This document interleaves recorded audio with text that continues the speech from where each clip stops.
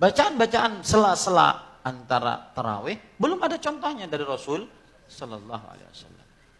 Ya. Dan kemudian juga di dalam bacaan-bacaan tersebut, siapa yang faham, dia akan sangat menjauhi bacaan tersebut. Kenapa? Karena di dalamnya ada minta.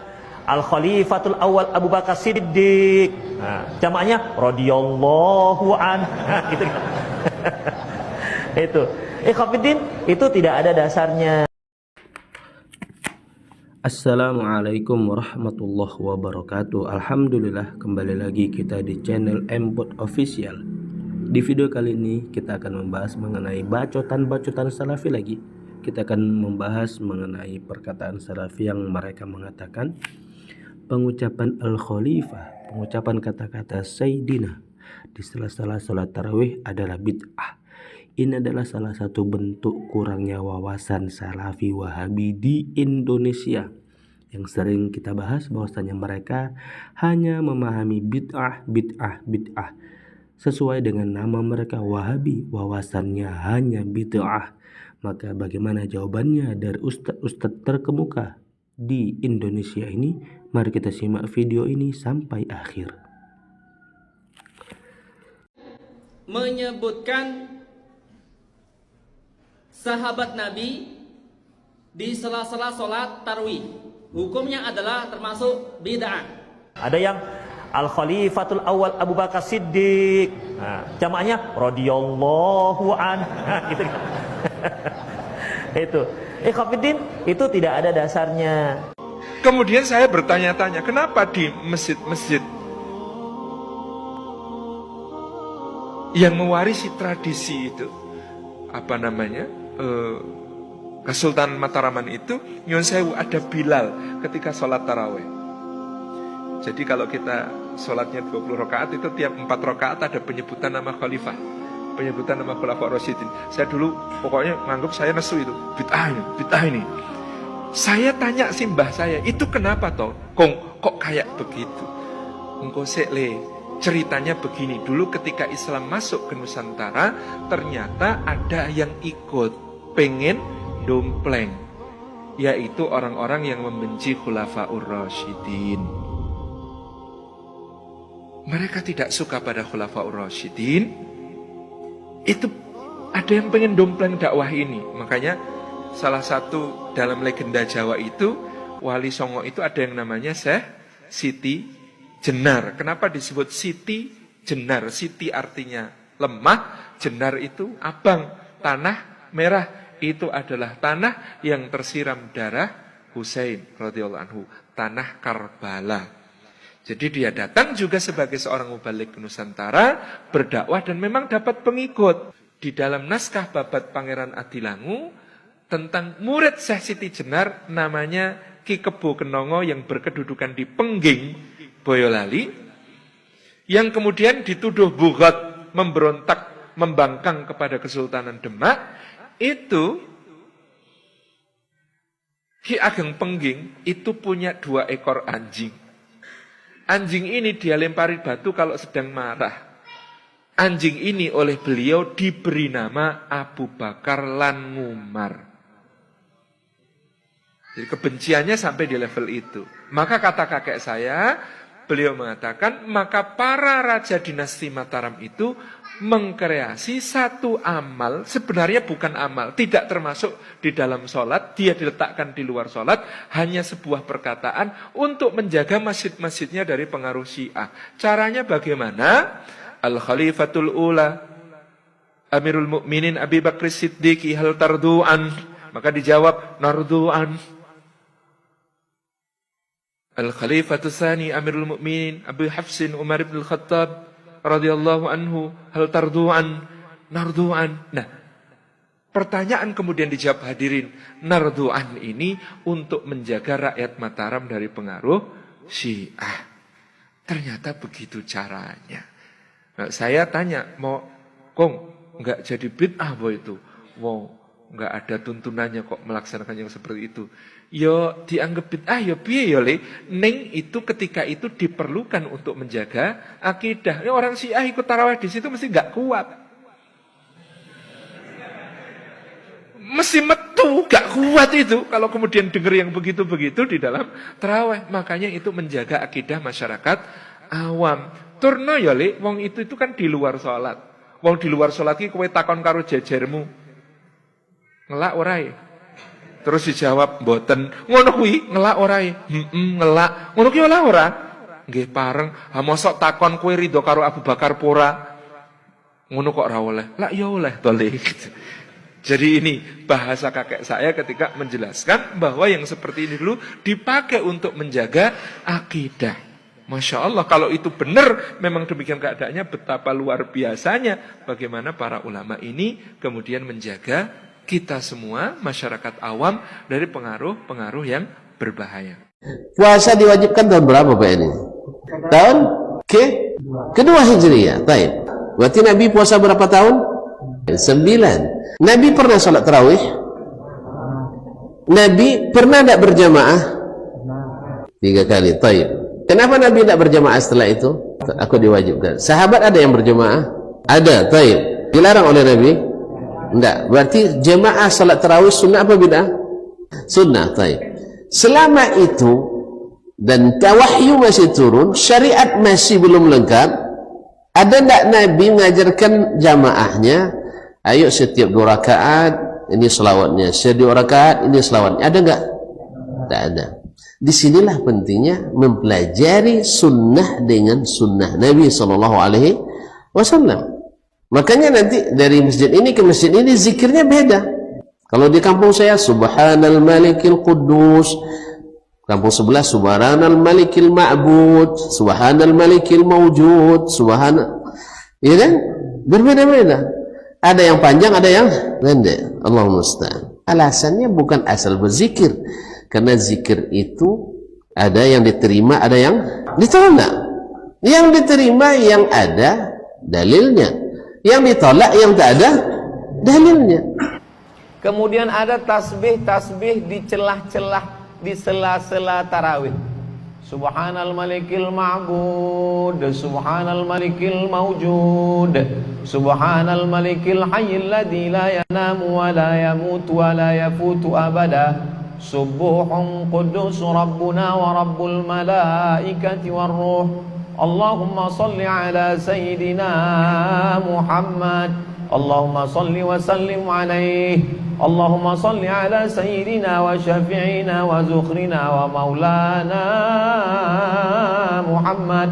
Allahumma salli wa sallim wa barik alaihi.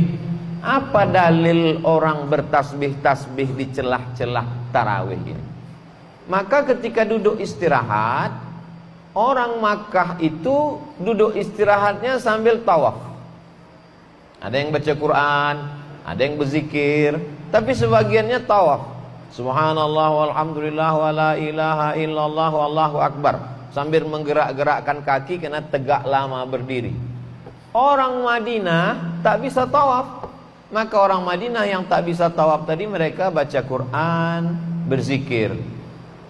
Maka disitulah dalil pengambilan boleh tasbih di celah-celah tarawih. Bukan kata Ustaz Abdul Somad. Saya membaca kitab, kata Syekh Atiyah Saqar. Apa bacaan orang waktu tawaf? Tasbih. Subhanallah walhamdulillah wa la ilaha illallah wallahu akbar. Apa bacaan orang ketika berzikir duduk? Tasbih. Subhanallah wa bihamdihi subhanallahil azim. Kalau boleh bertasbih waktu tawaf di sela-sela tarawih, kalau boleh tasbih ketika menunggu istirahat imam, kenapa tak boleh bertasbih saat Bilal mengisi celah-celah sela-sela tarawih? Itulah dalil boleh bertasbih. Dengan syarat bunyi tasbihnya jelas, bacaannya tersusun rapi, didengarkan ke ustadz, diketik, dikasih baris, dilaminating, dibaca oleh Bilal. Anak-anak muda kita dilatih untuk membaca ucapan-ucapan tasbih ketika di sela-sela tarawih. Kemudian Bilal memberitahu, sallu salatat tarawih raka'ataini rahimakumullah. Itu supaya makmum ingat. Karena kadang setelah 2 rakaat, 4 rakaat, 6 rakaat, 8 rakaat, 10 rakaat, 12 rakaat, 14 rakaat, 16 rakaat, 18 rakaat, 20 rakaat, lupa orang.